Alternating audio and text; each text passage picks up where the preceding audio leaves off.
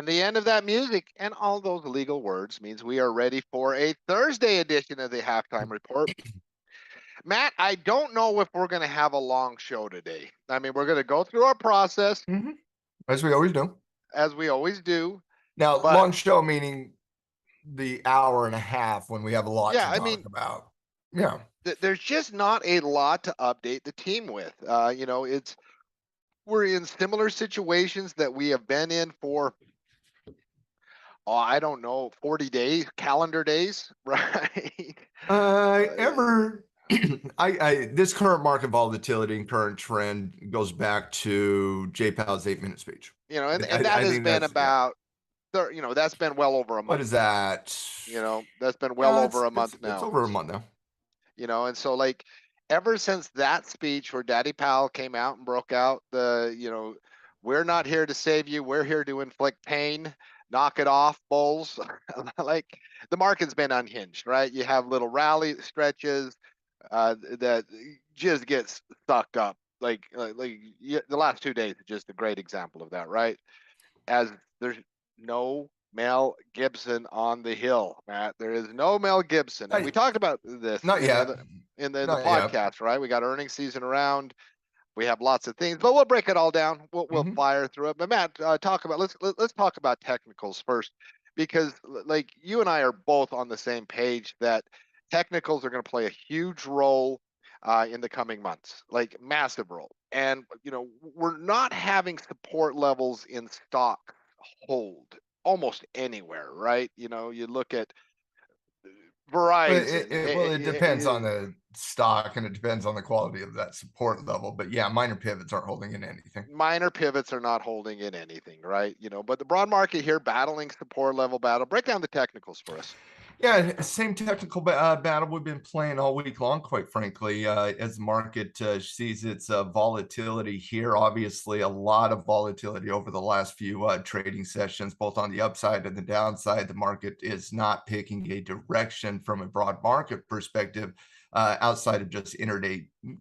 I don't want to say carnage, but, I mean, because we've seen 4 or 5, we've seen limit down days many times, but you got an increasing volatility towards the bottom end of the chart. There's not a lot from outside of the UK news. There's not a lot of macro news coming out this week. That was really kind of all last week. And I do think the volatility this week is just kind of a carryover from all the central bank increasing interest rates last week. And then obviously with the UK doing their tax plan, and then the Bank of London coming out a couple of days later saying, no, we can't do that. It's the UK, the response out of the UK has just reminded everybody in the market, this is not an easy solution here. There's no quick fix. And you see the UK government come out and say, hey, we're gonna apply fiscal policy. We're gonna do what we know best, and we're gonna lower taxes on, quite frankly, individuals that I don't think needed to get lowered on the taxes. I think you should go lower tax on consumers if you're going to do that. But they apply that old, Margaret Thatcher, Ronald Reagan trickle down economic type tax approach that was very, very popular in the 70s and 80s. And in the last 40 years, you lower taxes on corporations. The market has typically celebrated it, but that's not the last 40 years. We haven't been dealing with this type of economic scenarios where you have increasing inflation concern, and then you lower taxation on corporations. And yeah, that could help in some capacities, but it doesn't help it doesn't help inflation. And so you get mixed data coming out of that. And then the Bank of London comes out a couple of days later and says, oh, all right, now that the UK government is doing this, we're going to have to respond to it, right? We're going to have to buy bonds. And the market says, okay, that's going to give us a one-day reprieve, but it's kind of confusing a little bit with what the UK government is doing, quite frankly. So it just reminds the market that this is not an easy solution here. More than anything, I think what the UK is doing, both from the UK government as well as the Bank of London, it is just painting the picture of this is not an easy, quick solution to a macro problem. And so it's just the market is a little bit volatile. There isn't a theme necessarily right now. And I kind of came into this week saying it's going to be an important technical week, but I don't think anybody didn't expect volatility here. And so it's going to be a wicked little test against these support levels. And I do think because of the depth of that support level from 3,600 to 3,400, you could get some wickety wick nonsense underneath that support, those support levels as well. And so I just feel like this is a volatile test against support. I still think it's a technical market here until we have a better theme emerge for the market to really kind of rest its bullish hopes on. And right now, when you're looking at the environment, when you're looking at the potential themes coming down the road, what do you see? There's nothing really you see until you get into what? And I feel like a broken You record keep to a saying certain that. extent, but it's not going to happen, in my opinion, until we start getting into earnings season. Until we start to see those corporate balance sheets, and until we can see, get into these individual stock situations, I don't think we're going to see where this next direction of the market is going to be. And so I feel like we're going to be doing this song and dance up and down a little bit in the market until we start to get into that earnings season. And that's not that long from now. I mean, It's not that far. I mean, what are we? well, Mark, we get Nike tonight, we get Micron tonight. They start coming in a little bit more next week. Just looking at the calendar very quickly here. Let's go to FinViz. You go to Screener here. You go to Market Cap. We'll just look at kind of plus mid here. Let's go to next week. So, for example, later on today after the market, you get Micron here. You get Big Dog Nike there. Obviously, Nike is a very important consumer discretionary company. Tesla, Amazon, Nike. That's kind of the order of the consumer discretionary importance. Tesla and Amazon just take on a macro conversation, whereas Nike is a very important individual stock for the sector. But they start those are really, really important earnings reports coming out of Nike and Micron. And then when you look at, say, next week, in the market. So let's go over to next week in the market. Not a lot here. You get Constellation Brands, Nucor, couple important ones there, but it's really the week after next. Next week's kind of that reprieve, and then you get into the banks the next week, and then you get into the Netflixes and some of the growth ones the following week, and then you get into Apple, Amazon, Google, Microsoft, and Tesla, and all those big dogs. And so it's not that far from here when you're talking about that earnings season. And I do think earnings season is going to play a really, really important role in whether or not we see that next leg down or whether we see stabilization here. I think the hope for the bull, if you're speaking from a bullish perspective, Mark, if you got stabilization over the course of the next 2-3 months as a bull, would you call that a win? Oh, well, from a cash flow No, perspective, I just can't. Yeah, I know. Not your cheating cash flow way. cash flow perspective, No. it would be a home run. Okay, but again, I understand the cash flow trader, and they're going to be like, oh, we can just write a covered call, we can just write a naked put, we can just write a bull call. But yeah, I get it. I'm just saying from a With general this macro market perspective. environment, Yeah, this macro environment, if I was a buy and hold investor and I'm at the same place 90 days from now, I would call that a win. you call it okay. So, and what would that look like technically? That would look like a consolidation reversal pattern, Yes, right? it would. I would call that a win as well. So the answer I'm trying to figure out through earnings season isn't whether or not we're going to achieve the highs for this year. It's whether or not we can find some stabilization in price action. And so you can start building a base case that you really are dealing with the bottom of the market versus the conversation of if we're going to see that next leg down. When you're looking at this chart here, and I've had about 5 conversations this week with other traders that have just called me up, just asking me the same question, Mark. Are we going to get another leg down? Are we going to get another leg down? Are we going to get another leg down? That's the ultimate question here as we're fighting this support level. And when you're looking at this for a lot of, and those technicians that have called me up, the question is one pertaining to Elliott wave, quite frankly. And Mark, when you look at Elliott wave theory, it goes wave down, corrective wave up, wave down, corrective wave up, wave down, corrective wave up. And it goes in a series of 5 wave counts. And so if you're counting your waves, and this is not something we do all the time, But because of the ultimate question of whether or not we're going to get another leg down, that goes to the wave count. This would be wave one right here, this little downward movement in price. I'll draw some boxes here. So you see this little wave here, right there. That'd be wave one. This would be wave two.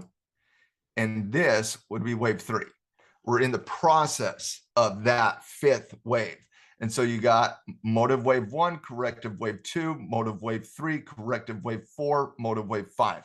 You're in five. And so the question becomes, do you have that next leg down completing the fifth wave? That's the ultimate question for the technician. And the technician in me says, yeah, typically yes. But you got massive support level you got to navigate first. And so to me, it's a question of, does earnings, and quite frankly, this could happen before earnings, but earnings is pretty close to us. It's 2 weeks away from us. So it's that ultimate question of, do we get another leg down, is really a question of, does the market sour enough to break this support level and see the continuation of the current wave, which is already the fifth wave. And so I do think we're in some degree of late stage type analysis here, that because I do believe we're in that fifth wave from an Elliott wave perspective. And Mark, I don't talk about Elliott wave often because, quite frankly, I don't think it's a conversation we need to have, quite frankly, that often in the market. You really want to kind of focus on the overall price action and not exactly where a wave count is. But I still wave count because it gives me a general understanding of where we're at in the grand picture of the overriding trend. And so when you come back to the subprime meltdown here, wave 1, 2, 3, here's that fifth wave right there. Here's that fifth wave. 1, 2, 3, there's that fifth wave right there. Okay. And so you do have some semblance of history in this. When you go back to the .com here, 1, 2, excuse me, I gotta get proper pivots. 1, 2, 3, a little bit of a shakeout day. There's the conversation. Are we going to get that another leg down? Are we going to get that another leg down going into the fifth wave? See the break of support, 5, double bottom, triple bottom, reversal, then you go. And so you wave count because it allows you to have an understanding of where you're at in the depth of the trend. And right now you're kind of in the lower ends of the depth of that trend. You're already down 22, 23% off the high points. We've now going into a fifth wave. The market mentality is completely sour, which typically is generally the market mentality when you're in this type of environment. Remember the last time we were in a fifth wave going into the subprime meltdown, the next leg mark was Lehman Brothers. Lehman Brothers was that event that came out to cause the market to continue to sell off in that environment. The one before that was 9/11. That volatile event caused the market to sell off quite aggressively for quite some time after that. And so the question ultimately for me is, all right, if you look at this historically, we're at one of those points that is very, very, very important to the market. Is this 2015? Is this 2018? Is this 2010? Is this 2011? Is this 2012? Or is it 08 or 2000? That's the ultimate question on, do we see another leg down? And if we see another leg down, it's going to be based on a catalyst, in my opinion, very similar to whether or not we got that catalyst in 08, whether we got that catalyst in for the .com catalyst. You saw the continuation after 9/11. You saw the continuation after Lehman Brothers. In 2010, 2011, 2015, 2018, there wasn't that next catalyst.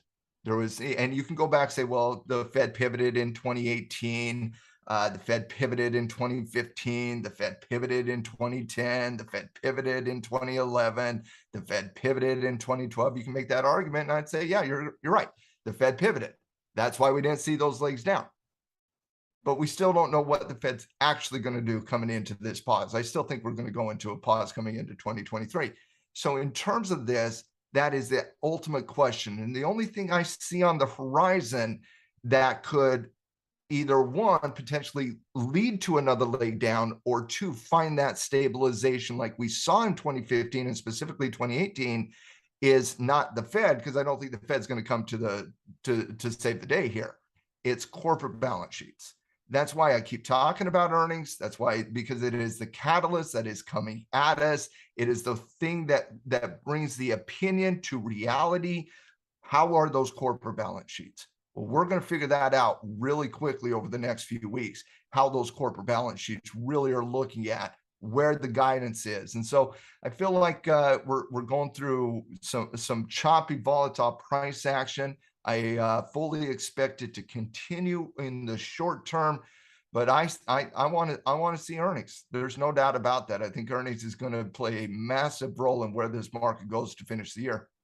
And stocks right now, and the earnings thing is the only like legitimate catalyst that I can see that helps rile the troops, right? To be like, things aren't so bad, but it's going to be a big earnings season, as every earnings season is, right? Well, Uh, yes, earnings season is always important. but It but not is. every earnings season finds themselves on the 200 weekly. Yeah, exactly. Like, Exactly. The story kind of paints itself. Every earnings season is important. And yes, sometimes I do feel as we're approaching earnings season, it's always like, this one's really, really important. But then again, this one is really, really important. So, very important technical test, not a market theme to really kind of rest on. The bulls need something. Whether those bulls get it over the next 2 weeks, I doubt it. I think we're going to see some degree of stabilization and some choppy test against support. But at the end of the day, I do think earnings is the next catalyst coming up. when I meet in Discord every morning, man, and one of the questions I was asked this morning was like, well, what's the catalyst for today's down day? And I said kind of flippantly, like, the lack of hope, because there wasn't Well, necessarily like a particular thing. And we're kind of seeing that like in other markets, right? This isn't a sell everything market day, right? Oil's up no, slightly. this is a market's confused day, Yeah, because in my because opinion. Bitcoin's doing nothing, gold's doing nothing, copper's up, Yeah, crude oil's up. Like, this is an overnight price action. My answer to that question is simply this: there is a massive debate happening in UK right now regarding trust in the UK government's tax plan versus what the Bank of London is doing. And the market absolutely hates what the UK government is doing right now. Absolutely hates it. They hate oh, it. They there's hate it. They hate it. They hate it. They hate it. They hate it. And they hate it some more, because lowering taxes on corporations and the rich in this environment, when everybody around the world knows it's an inflationary environment, that's not good fiscal policy, quite frankly. And so the market is saying, we need to fix inflation. And what are you guys doing? Like, legitimately, what are you guys doing? And so trust came out last night, and I was doing my nightly routine about 1 a.m. in the morning, and Trust is out there on TV doing what? Defending her plan, defending her plan, defending her, and the market is simply saying, no, future started selling. I was up about the same hour, and future started selling off. I didn't know what the catalyst was, but I was like, it was Truss on TV but I talking was about like, the tax plan. I'm going to bed. I'm not dealing with this crap tonight. Yeah, and so it was, but it goes to one of those situations again. The market had a really good day yesterday. The market had a really good day yesterday from right here when you broke out of intraday resistance on the cash open right there to the end of the cash open, to the end of the cash. But remember, Mark, in times of volatility, one of the most important things we technicians, and maybe this is just more of a me thing because I like the 24-hour market cycle, you got to see consistency from those cash opens. You got to see a consistency from those bank opens, simply because it takes time for the information to work around the world, right? It takes time. And so what happens here in the US, well, quite frankly, a lot of times people in Asia, they don't wake up to that until a few hours from now. And what happens in Asia and what happens in Europe oftentimes takes a little bit of time to work its way throughout the entire 24-hour global marketplace. And so you want to see consistency start to build, not just from a cash open to a close perspective, that's one indication. You want to see that follow through the other markets as the market transpires into Asia, as it comes into Europe. And so as you came into Asia last night, not a lot of price action here, just kind of stabilization. As you come into Europe, sell down. As you come into pre-morning hours in the US, but mid-afternoon hours in the UK, Truss is giving her speeches, sell off. And so you want to see that work its way out. But to answer the question, I would say it was a UK situation on the cash open last night. Yeah, I mean, there's just listen, like sustain. I mean, counter rallies can happen all the time because of a million different reasons with market mechanics. It's going to take a minute, I think, before we have that next. Like my general take, and I want to see if you agree with this. Like, I mean, we're probably just from a technical momentum, the amount of time it takes support to build. I mean, you're looking at least a month out before you could have the technical conditions without a catalyst to even have a semi rally, right? With all of the moving averages above you. With And we're in terms of broad market analysis, yes, yeah. Yeah, I agree with that. I think, I mean, I've been saying it for a couple weeks now. I don't think we're going to get an answer on that question until we see earnings. So, yeah, I certainly do agree with that from a broad market perspective. well, let's But like I there's a lot of stocks in the broad market. You know what I mean? there are a lot of stocks in the broad market. Hey, Cinemark's up 4 cents today. Call it a win. I, gold's up 8 cents. Let's call that Yeah, a win. but yeah, let's flip over to commodities because this isn't a like, oh my gosh, end of the world. I mean, you're seeing relative, and it's probably has a lot to do with that chart right there, right? A Yeah. lot to do with that chart right there. Little reprieve, and this is very much in the characteristic of the dollar, and something I point out in the Traders Lounge, and I pointed out here on the halftime. You've seen many times in 2022 the dollar have that little mini stretch, right? Let's just go Mhm. crazy for a few days, and then it eases off, kind of right on cue. Is that just the nature of currencies where like you just can't because they're not like growth stocks, right? There's a limit to how much they can go in any Nah, few days stretch. think about a stock can run on its own, right? Hmm. Because it's competing against itself. Currencies cannot run on their own because they're competing against other currencies. And so if one currency is running, it means the other currency is falling, and those things have to come back to some degree of semblance over time. So it's a little bit of a different market, but no, Mark, typically speaking, currencies don't they can't have their Zoom post pandemic. Let's go from 80 to $600. Yeah, they can No, have strong now trends. It just doesn't now happen overnight, right? emerging market currencies, yes, but the majors no. The majors typically don't Which don't now don't includes the trade like pound, that. right?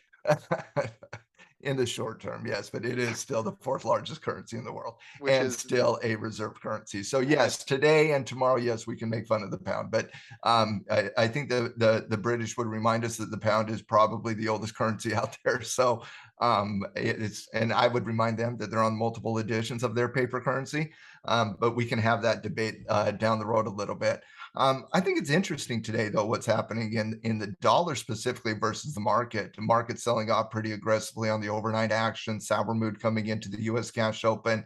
Um, Typically, if you're going to see that major down day in the market, you would assume the dollar's putting some pain train on the market. You would make that assumption in this environment. Market selling off aggressively, that means the dollar has to be going up. That's not happening today. Market selling off aggressively, dollar fading on the downside. I think we got to. Honestly, I think one of those two's got one of those two have to correct itself. This dollar is the most important chart, and so it is interesting to me today that the market's selling off aggressively, but the dollar isn't going up aggressively. And you're just fading. I don't want to call an end to this trend here. You're on a bull flag kissing off the 9 EMA. If this was a stock, we'd be getting ready to buy this on any degree of confirmation here. So the dollar certainly still in control, but just one thing to keep an eye on is if the dollar does break that 9 EMA, which did kiss it to the penny here today. If it does break that 9 EMA, I'm willing to bet that support level holds for a little bit of time frame in the S&P. So I don't expect the market to break support simultaneously while the dollar breaks its momentum. It's going to be interesting over the next day or so whether or not the dollar does recover here in the face of that market sell-off. But I think one of these two got to fix itself. Either one, market holds and the dollar continues to come down, or two, the dollar is going to confirm here and the market's going to test that, start to test those lower ends of that support level. Macro question: if we get a deeper pullback in the dollar here, don't you have to look at adding potentially? From a currency perspective, Yes, from just a pure macro currency perspective.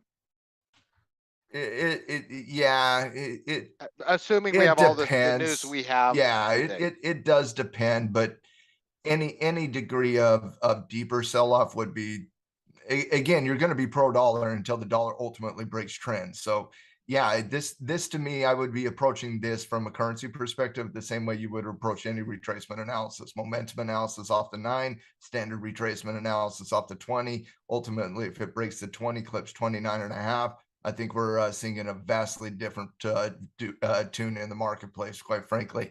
But we got to walk that road. I'm not. Yes, the answer to the question is yes, Mark, 100%.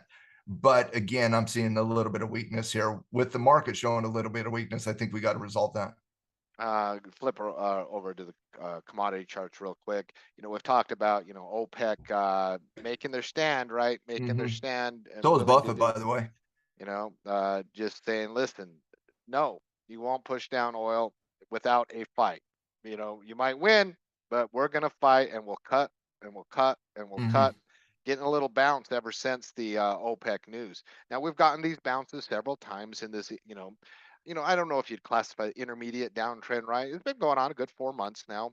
That would fit an intermediate time frame. Short term, I would still put it in short term analysis because we haven't seen a true reversal. But yeah, I would say short term to intermediate. I mean, when you're looking at a short term trend, typically you're looking at a couple months of data. When you're looking at an intermediate trend, up to 6 months of data. When you're looking at a primary trend, 1 to 2 years of data. Macro trends go to 5 to 7 years. It's in that kind of that short term to intermediate trend. But yeah. Yeah.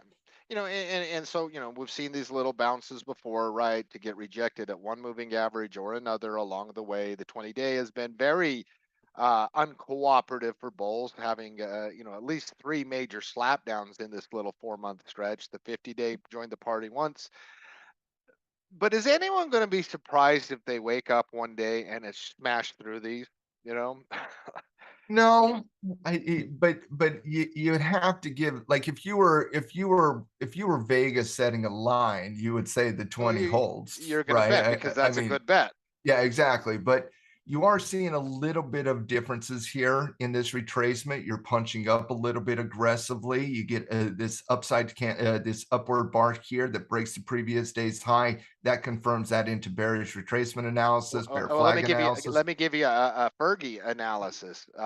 Every time that the 20 rejected in the previous 3 run-ups where it rejected, the 9 rejected it for a day at least first. That did not occur It, yesterday. it it didn't. It broke through it with some strength, and it also closed towards the high prices. And then the market pukes up on the overnight, but oil holds. Yeah, Like no, it's that's a interesting that's behavior. that's a change in behavior to a certain extent. Then you have chatter happening out of OPEC that is picking up, chatter happening out of Russia that's picking up. You got a hurricane hitting into Florida, and you got most likely Vladimir Putin sabotaging his own pipelines. So like there's bullish catalyst out there. There's no doubt about that. And so you are seeing a separation and change in behavior. By the way, I don't know if Putin's blowing up his own pipelines, but Someone blew him up. it kind of makes sense to me. But in I terms think the of CEO of AHT did. doubt that. But you do have some legitimate catalysts that are separating it from the mentality of the marketplace, and technically getting above the 90 EMA. You obviously you were overextended it here the same way you were overextended the market, but this is what you want to see in terms of the separation here. You're back up above the 90 EMA. You're holding charge. You got a nice little hammer candle. To me, it's got to break the 20. If you break the 20, you're into bear stop out analysis, and then any downward movement in price, you might see an increasing support level. So again, I think we're early, meaning it's not there yet, but you are starting to see the early signs of a little bit of a. I said this to Tyler yesterday. Does the depth of the retracement matter here? And he's like, absolutely, it matters here. It matters in the S&P. It matters in crude oil. The depth of the retracement coming up to the 20, give us some consolidation, maybe a bear stop out day. We might be seeing a little bit of a different tune on crude oil in a week from now than we are today. Now, the question ultimately becomes, how does that shape up with energy in the face of a lot of sour mentality for the stock market in general, which energy is absolutely getting caught up in. No doubt about that. Without a doubt. No doubt about that. So if we see that, I think we also have a little bit of a better analysis, quite frankly, as we're kissing back up against a 200-day moving average. And then the second catalyst you have out there today is, and this shouldn't be surprising to anybody at Tackle, and quite frankly, anybody that tracks energy stocks, but Buffett can't see a share of Oxy that he doesn't like. Like a standing order. Buffett has a standing order, it feels like, out there. Anytime anybody wants to sell Oxy, Buffett's like, I got money. You know, the thing I love, Anytime. I wish I think he owns had at 20.7% now, 350 million more dollars worth. But Buffett says take your diversified portfolio theory and you can just have all the debates you want about it. If I see something I like, I'm going to pound it and I'm going to pound it and I'm going to pound it and I'm going to pound it. Right. That shouldn't surprise anybody that knows because Warren that's what Buffett. He's done his whole life. He's been a focused guy his entire life. He's like, if I think it's a good deal and I'm sure about it, I'm going to keep doing it. And if it sells off, I'm going to do it more. If I think it's a value, I'm going to hit it again. And that is what he has done on Oxy this year consistently. And you know, Buffett is a historical value guy, right? He's not going to chase anything. He's going to let that price come to him, but not here on Oxy. And he's like, I'm going to take whatever I can get, because I think he's seeing the same thing a lot of other people are saying. This energy movement is not a short-term thing. It's the best fundamental backdrop energy has had in well over a decade. And it's by far the best fundamental backdrop of any sector in the market here today. And so I think Buffett's looking at the same thing we're looking at, saying, yeah, earnings season coming down the road is going to be very, very important for the market. But I kind of still think these energy stocks are going to be printing money this quarter, Mark. Yeah, I know that. I mean, because you know, crude oil, as through all of its turmoils, still at $82, man. They're still paying their dividend really easily. Like, and just from a good old fundamental perspective, I mean, you think about it, $82 is insanely profitable for producers. Like even with the big 4-month pullback, you're still at insanely profitable levels. And not every company can say that out there today, right? Necessarily. No, and again, just go look at last quarter's earnings season. The market, there was, you know, healthy debate on the quality of earnings coming out of many sectors last quarter. Not energy. Energy was universally beloved. And those earnings could be down a little bit relative to the quarter before.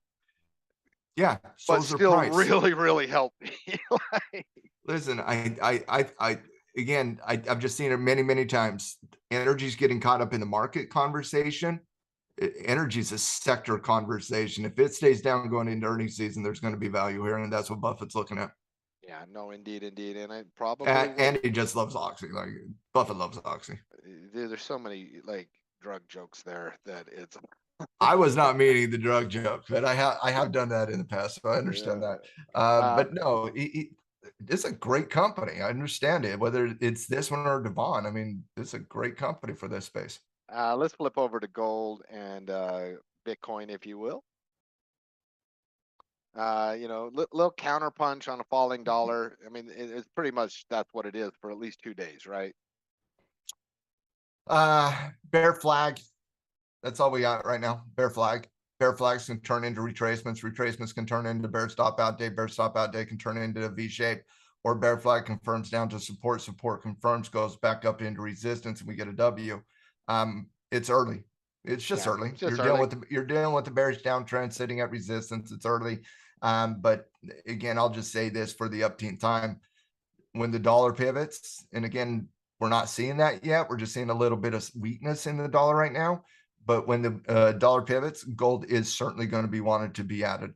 I think you and I are going to have a very interesting conversation. I'm going to say this I'll say it until I see the reversal happen, Mark, because it's going to be the number one asset for me. the gold will reverse at some point. Like we had our conversation on the podcast on Tuesday, it's likely going to exhibit really nice reversal patterns long before the market does. And we're going to have some interesting conversation as those patterns start to develop. Mhm. The one thing before you get any aggressive, right? You piddle around all you want. Like I sold a naked put yesterday on a miner. I can piddle around doing a lot, but to hit it Newmont, hard, what'd you what? do it on? Oh, just Newmont, Barrick. I always do it on Barrick. Barrick Gold. Yeah, I love the Barrick CEO. I just do. yeah. Yeah, I love the Barrick Barrick's their CEO. thing. Barrick, it's just it was Buffett's thing for about 14 minutes too. Hmm. Like when he's like, I'm gonna be a gold investor for like 14 minutes and Then he shifted to Oxy. and then he's like, no, he's like, what am I doing? That's not who I He's am. like, I've been against gold for 30 years. That's not who I am. But we're gonna have a really interesting conversation. I don't know if it's Mm. gonna be in November, December, January, March. They're gonna be a really Could interesting be conversation. 2 weeks from now, could be 2 months from now, could be 10. I have no We clue don't what the know. time We frame don't. is because bearish downtrends take on a personality of their own, and you're not going to fight that trend. You got to wait for the trend to develop, and the only way the trend develops is exactly what I just talked about. Either you start working up a little bit of deeper and you start getting into bear stop out days, which is more of a swing to position analysis, or we start working into double bottom analysis with the top on the dollar. That's more position to investor analysis. Either way, you're early on both sides of that ledger. So it's just a matter of being patient here. Bitcoin just doing its thing. I'm not ready to give up on my weekend of excitement. But let's just say Oh I my have been goodness. losing faith. But when you lose faith, that's when it Oh, happens, right? But not a lot uh, to see here. Just kind of compared to the broad market it's over the last, amazing, quite frankly. like when you look It back, as we is. go back to Jay Powell's speech, I know. Bitcoin really it hasn't moved. I mean, it's moved, but in But as far as relative it's terms, found itself yes, about at the yes, same yes. spot. Not a lot of things can say that. It just feels like it just It hasn't broken support level. it, you know You can't say that on hardly anything in that time frame, Mark. Like, think about that. In the time frame of Powell's speech right here. Okay, that's just to get the time frame 825. All right, in the time frame Powell's speech, that's 825. That's right here. That's that candle. Okay, you really didn't break anything. You were already within the range here. Yeah, you broke interday and minor pivots, but then again, a minor pivot is a minor pivot for a reason.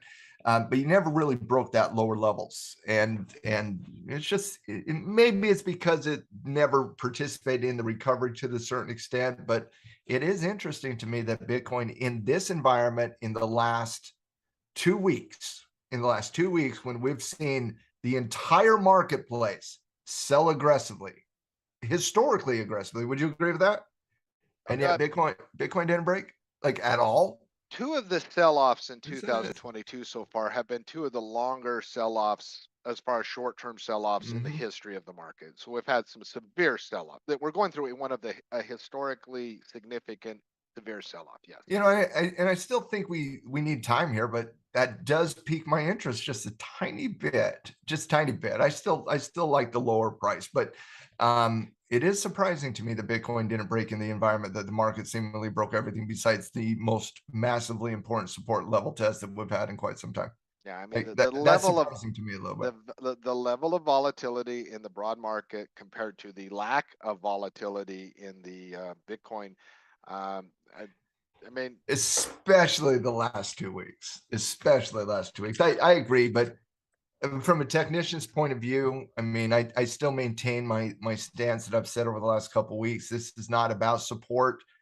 Support's about building support's about understanding where that next price movement goes. But to me, it's not about support. Playing at support right now is not a winner's ball game. I think you got to play resistance, which means you don't buy anything simply because it's setting at support. Setting at support is not good enough given the fact that what we know happens if it does break support. What happens, Mark, if anything breaks support in this environment? that hasn't been generally favorable. Yeah, I don't know if I trust that stop loss placement. especially on a weekend. Well, like I told you the other day, I got tired of waiting because I'm like, I'm going to buy Bitcoin and I'm like, well, I'm just going to just start selling a neck and put at this support level on Bitto, hoping I lose. Well, and it's worked out for that time frame, but Like when I get, I'm a weird guy. Like when I get frustrated and I want something I want to own to go down and it's not, I start like selling an aggressive neck and put. Then I want to lose money on this one so I can put more money to work at lower. And if it doesn't, listen. well, at least I'll get paid something for Well, my. I mean, if you're looking at Bitto here, I mean, Bitto's finding support. Like we looked at on Bitcoin, you got a very simple support level right there, about 1140. You can build a base case there, but again, for me, I would need it to work up, come back down, then give me a nice little breakout. And when it does that, we'll be ready to rock and roll from a short-term trading. But I understand your mentality. Cash flow traders, they'll lob anything. They're zone defense versus man-to-man type thing. Yeah, no, it is. All right, let's get into stock talk. Like you mentioned, Mhm. we got Nike and Micron, not insignificant earnings reports. They're kind of bellwether earnings reports for cyclical areas. Even though Mhm. Micron is a semiconductor It company, still takes on cyclical type analysis a they do lot. memory chips, which is a Mhm. huge cyclical Mhm. indicator for demand of various consumer products. And so, very two oriented cyclical reports. What are our tech? I mean, and we've seen like all kinds of reactions on Listen, earnings, right? Like, so it's hard to especially right anticipate. now, like before you get into earnings season, you could see some volatility here, no doubt. But I mean, you're talking about expectations pretty low right now for Nike. On the quarter, you're down a little bit on the quarter. You're down about 12-13% on the quarter. You're at the low price in the quarter. Obviously, you're looking at a low base in a bearish downtrend, kissing off the lows, but earnings doesn't care about that. Earnings only cares about kind of the mentality going into it. And so I don't think the bar is very high here on Nike, but then again, I don't think the bar was very high on CarMax either. And CarMax got absolutely trounced here. And CarMax is again a cyclical company as well, discretionary type stock. So, CarMax comes out today, and CarMax had a disastrous earnings report last night. 140 was the expectation. That came in at 79. Expectation was 8.6 billion. They came in at 8.1. And CarMax, like, consumers are just making different decisions than spending a tremendous amount of money on used vehicles right now. So that could have been just a CarMax story, quite frankly, because CarMax isn't exactly the same analysis as Nike, but that's just an indication of simply because the bar's low, you still got to surpass the bar to a certain extent. CarMax didn't even come close. They didn't even try to jump over the bar. They came in, they just ran, Mark, right into the wall. That was kind of CarMax's earnings report. And so simply because expectations are low, it still means you have to surpass those low expectations. And so Nike certainly has lower expectations going into their earnings report today.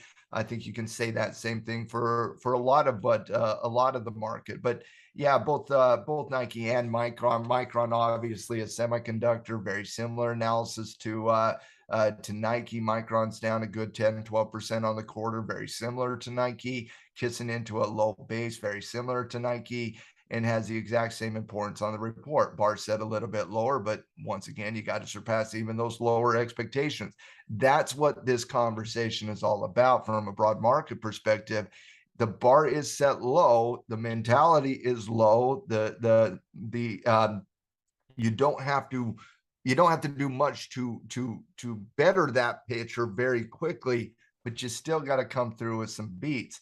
And once again, CarMax is not Nike, CarMax is not Micron, but I just wanted to show an example of simply because you have expectations that are low, if you come in and you're like, yeah, and like we did half of what we were expecting, the market's going to punish you in that environment. And so I think, and Nike and Micron certainly isn't the start of earnings season, but it's going to set the tone a little bit. It's going to set the tone. Matt, talk me off. There. I don't care. I mean, unless there is something epically disaster, I do not think I will be able to avoid Micron in the mid 30s.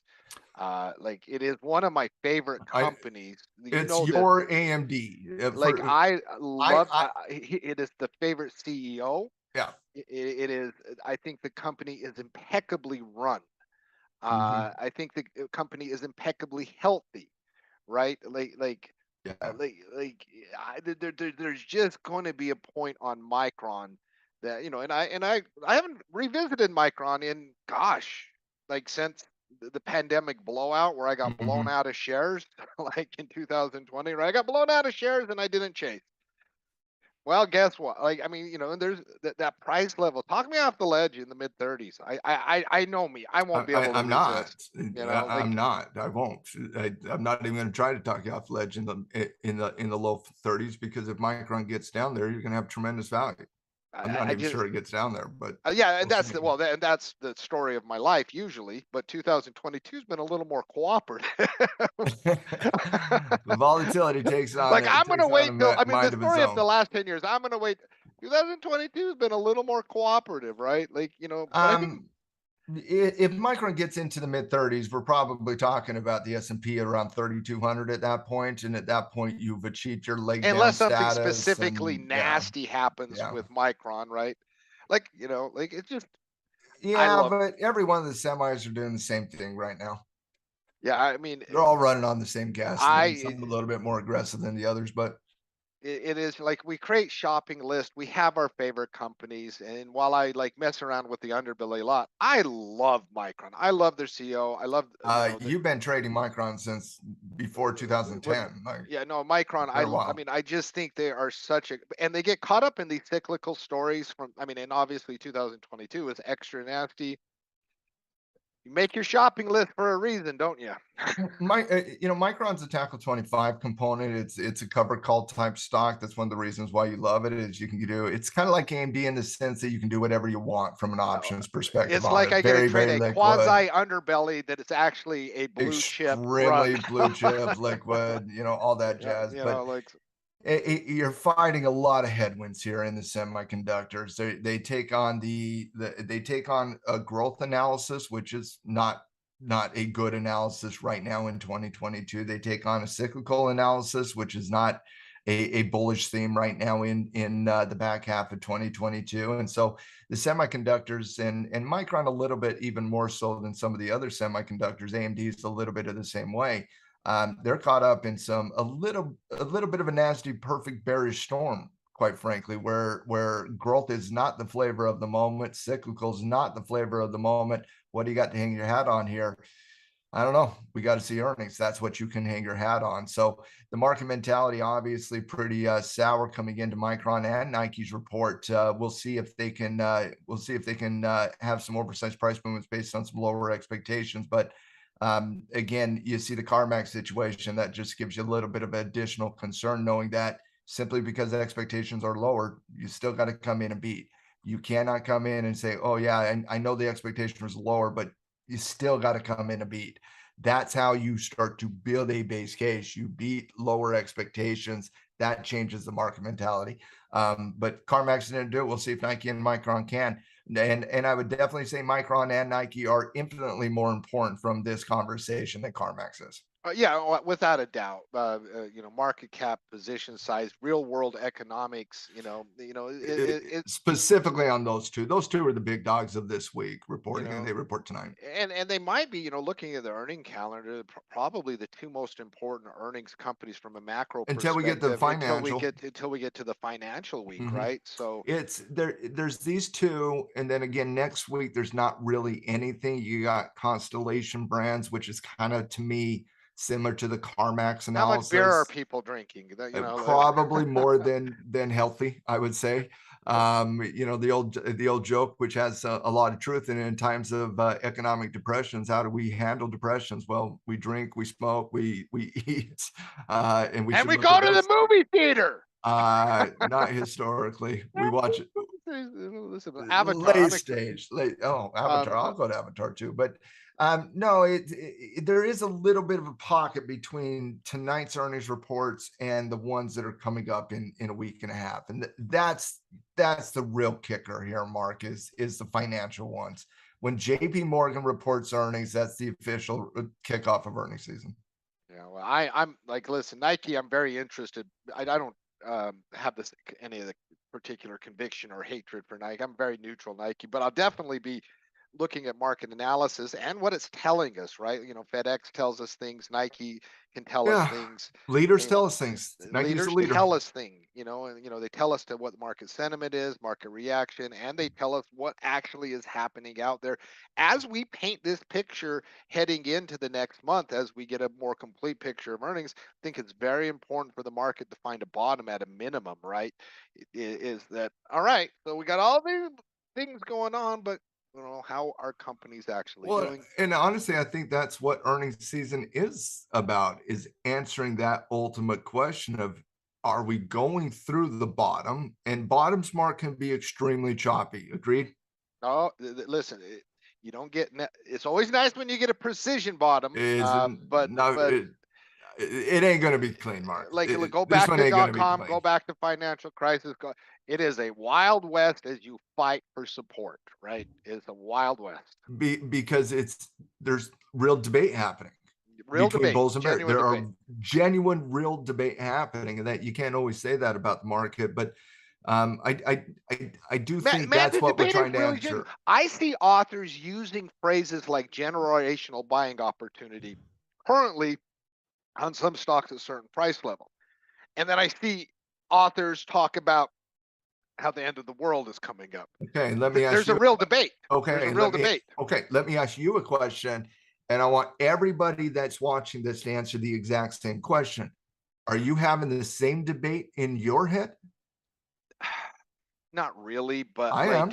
like I acknowledge in the sense that I acknowledge the potential for that next leg down. I acknowledge the potential for things in the system to break. Like, on the other hand, like Okay, so the it, answer therefore is yes. Then you're having that debate. yes, fair enough. Okay, But on the other hand, if I find Micron at 32.50, I'm buying. So like, because of the generational buying opportunity that these so debate, opportunities do yes. represent. You're eh, having the debate in your head right now. In that sentence and answering my question, you're having the debate. I guess I'm having the debate. It's a genuine debate. I think it is, because when we go through these types of market cycles, and this is a market cycle, the pandemic was not a market cycle. It was a unique historical Man, do situation you think that we'll ever experience I that? don't, I don't either. I don't, That type of I think, environment. the technical response, the fundamental response, I think it was unique to the I don't think pandemic. we'll ever I experience it do again. not think, I think we're getting back to the reality of what the market is, not the pandemic. I think the pandemic was a 2020, 2021 story. 2022 is about market cycles. And we're getting back, and this to me is a market cycle. This, we are going through that. And when you go through a market cycle, Mark, there's always a generational buying opportunity. There was a generational buying opportunity in 2009. There was a generational buying opportunity in 2003. There was a generational buying opportunity in 1992, 1993, coming out of the 91 recession. There was a generational buying opportunity coming out of 87. There is a generational buying opportunity coming out of the face of all volatility throughout the entire history of the 220 years. No, let me rephrase: the 225 years that the New York Stock Exchange has been around. And so, yes, there is absolutely going to be a generational buying opportunity coming out of the volatility. The question is, when does the volatility subside? Well, that's the debate: is, are we going to see that next leg down, or are we going to see stabilization? I don't think it's going to be V-shaped like pandemic, because No, it never is V-shaped like pandemic. Pandemic is because unique these to environments itself. don't V-shape. No, you have too many headwinds, too many tailwinds. You get just the yin and yang of the headwinds happen like this. And so no. 2018 COVID V-shaped, but the depth and the duration, it was fast, quick. This is different. Like, real classic reversal analysis is going to come into play, like it did in financial crisis, like it did in Um, .com, like it okay. did in 1987, like it did in 1994, Can we like can it, we can we talk a little bit about the time frame on that then? just very quickly. I know we said we were going to have a tight show, but then we It's start you and talking me talking technical markets with analysis. no one to stop us. Like we don't have somebody to be like, hey, move on. We're not going to move on, guys. We'll move on when we're done talking. That's that's kind of how it works. When you're looking at that reversal analysis here in pandemic, right here, Chucky, I just don't think we'll ever see this again. I could be proven wrong. I mean, maybe in a couple week minor. Oh, no. Yeah, this was a V-shaped recovery in the entire broad market. I don't think you're going to see a bear market V-shaped recovery ever again. Nope. Not even on a pivot. A pivot would have more constructive price action. You might see 2018. Oh my gosh, we collapsed for a few weeks and we V-shaped, but that's I think you'll see those. So let's go back to the 08 market very quickly. Okay. Oh, here, 2010. Okay. We'll just go back from .com on the recoveries. Mark, the .com took over a year. Go back just a little bit more on .com, just a touch more. Well, I know, but then I had to change my chart settings. I know, but it's important just to go a couple more, about 6 more weeks back on this chart. I will give you your time frame. Just 6 more weeks back on that chart. All right, right there. Yeah, classic triple bottom. 1, 2, 3, but classic triple bottom consolidation. That's right around from the first test to the final test, 8 months. Yeah, classic triple bottom breakout, moving average pocket. 9 months. So took time. It took time. It was choppy. Here's subprime. That's kind of the traditionally, historically, when we look back, head and shoulders, you go back to the reversal, the beginning of the reversal, not the end point of the reversal. The beginning point of the reversal is right here in terms of the historical analysis. You go from about November to the breakout, which confirms in July, 8 months.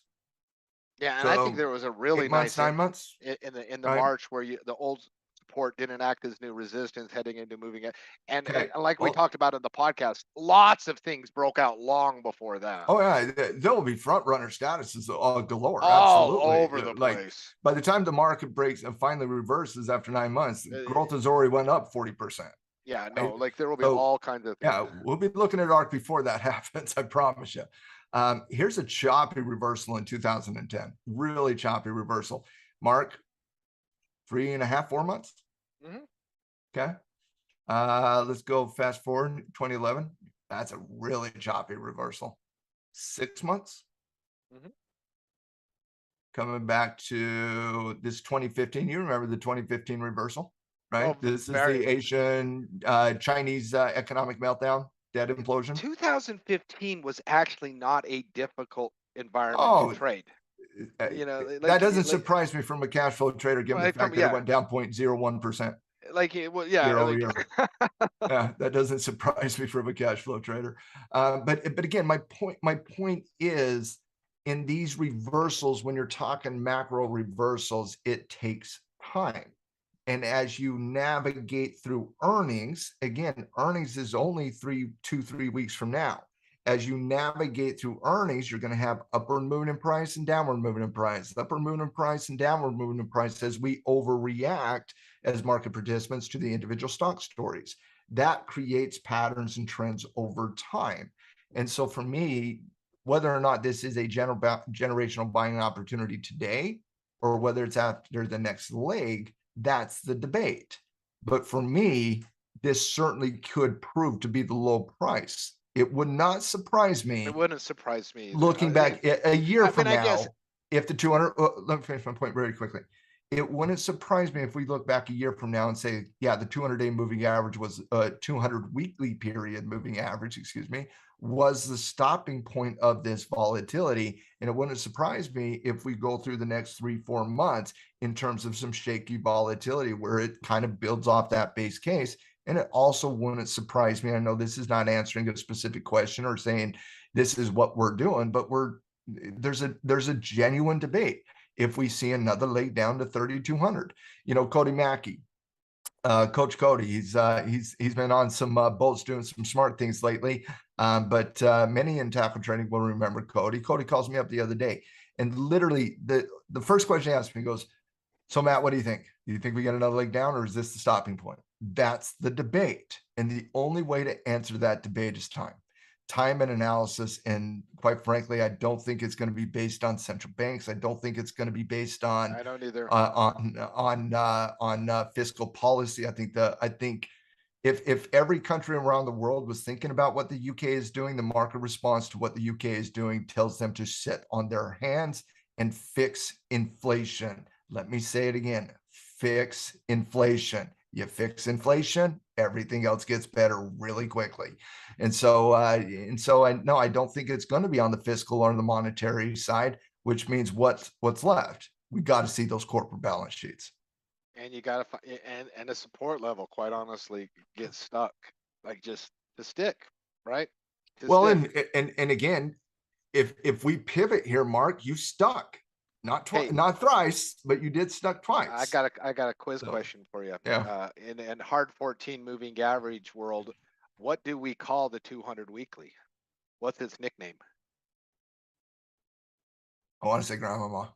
It is I want to very, say very grandmama. nice. We call it grandmama. You I know, want to like say she sits grandmama. back on her rocking chair. She doesn't get a lot of action, but you know, when she gets off that rocking chair, you want to pay attention because she got stuff to say. All right. So, That one stood well, out to me, grandmama. grandmama, So it makes sense. grandmama's. Doesn't move a lot, but you know, somehow there you go, Chucky. Well, we didn't talk down the market that much. It was already down. Yeah, listen. You know, these conversations, right? And then, you know, my final thoughts, and then I'll get to you. Got Theta Thursday at Cashflow Vikings. Got my trading lab 7 p.m. Eastern. Then we got Cashflow Club tonight.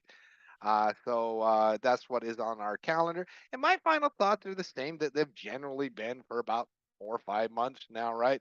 Like, work on your volatility playbook. Like, right? Work on your volatility playbook.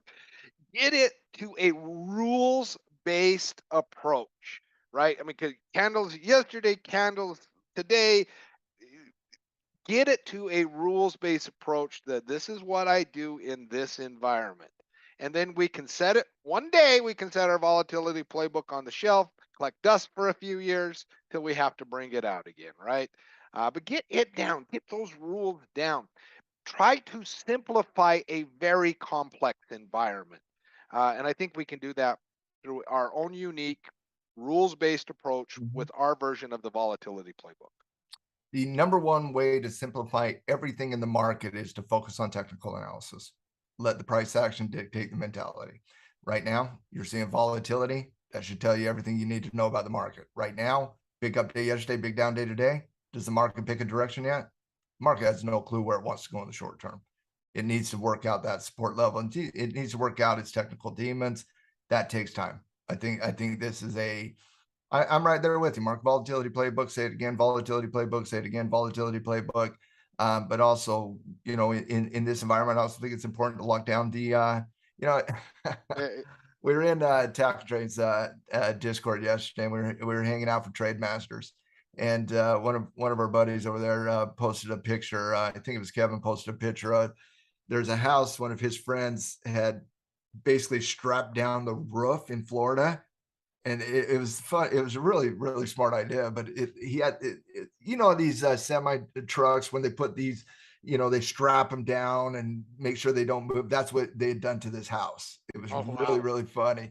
And I was like, oh man, that's actually very, very smart. And we got a good laugh at it, but I kind of feel like that's kind of how we should approach long-term position analysis in the market right now. When in doubt, write a cover call. And right now there's some doubt. Write a cover call. I think it's important to lock risk wraps down until we get until we shake off some of this volatility and get a better technical backdrop in the market. Yeah, I mean, I'm piddling right now, but you know, I'm waiting for one of two things. Well, one of three things really to occur: complete epic collapse of the entire monetary market system, and which Um, which I don't think it's is going to happen. well, hold on. The fiat model's only been around since 71. My Bitcoin naked book will print. I'm just saying the second phase of the historical currency cycle only took about But 1,500 really, years what to I'm work waiting for out. is I'm waiting for a narrative to form. and I'm waiting for a Yeah. technical pattern, right? Like when we got And that they last, kind of, don't they work in conjunction with one another they though? they tend to Yeah. usually, like we've had two really nasty bouts of volatility where the last time Ford came down and formed a support level for a couple weeks. The last time Matt was here on the broad market on the halftime report every day talking about the changing characteristics of the stock market Yeah. pattern. And Listen, anybody that's been a veteran of the halftime report knows that when I get into reversal analysis, you see it in the analysis. Right now, yeah, we're and not to there be yet. honest, when Matt gets into those type of things, I start doing plays. And Matt waits for more No, momentum. I just start we're I just not start there getting, yet. and we're not for any, whether you're aggressive on the entries on those or need more. Well, We're not there yet. think about the number one thing I talk about in pre-reversal analysis is reduction in volatility. Yeah, And we haven't seen that yet. you talk, you are good on that, both on both sides. Like you talk about volatility shifts at the top, and made some great calls on that over the years, where like you'll have a trend and then there's a volatility shift, and Mhm. wake up 6 weeks later and that thing's down 12%. It's the same thing on the downside, isn't it? It, But in reverse. But in it's reverse. reversed. It's reversed. It's what I don't like on the top side, and where I'll do a little bit of a pre-reversal analysis is increasing volatility on the top side. I will hate it forever. I hate it. I hate it. Well, I it's hate it. not a good sign You want to usually. see consistency, right? You want to Yep. see the consistency build and build and build. On the downside, you want to see that opposite approach. You Yeah. want to see that volatility shake off. You want to see what you want to wake up on a day where you see a headline, okay? And that headline gives you that initial thought of, oh my goodness, what's the market doing? And I know we've all had that moment this year, right? How many times, Mark, have you seen a headline and you've been like, oh no? Market's not gonna like that. Yeah. Okay. You want to have that day, but the market's a doji. And you want to Yeah. see that over time. Yeah. You want to see that volatility shake off. You want to see the market not overreact to news stories. And that's what we're doing right now. We're overreacting to absolutely everything, both positive and negatively. We're overreacting to everything. You want to see that settle down. Matt, it's so silly right now. Like, like I consume a lot of news sources. And so like the third quarter GDP print came out, which is basically meaningless, right? It's the final GDP. No, they It's the didn't final move it. GDP. Nobody They cares. I mean, we literally didn't didn't even move talk it about, an but inch. I saw all kinds of people. Well, the market's freaking out because the expenditures and consumer core in the No, third. No, no, no. no. I'm willing to bet 0.00001% of the market even knows that occurred. The It's market just, was freaking out because Truss was defending her tax plan on the overnight action, and that carried through from the futures into the cash open, and there was nothing to stop that volatility from occurring. It was just, I don't know. It had nothing to do with GDP report. I can tell you you know that. why we will see a reduction in volatility, Matt? Because we always do. Like it eventually, we always Eventually, do.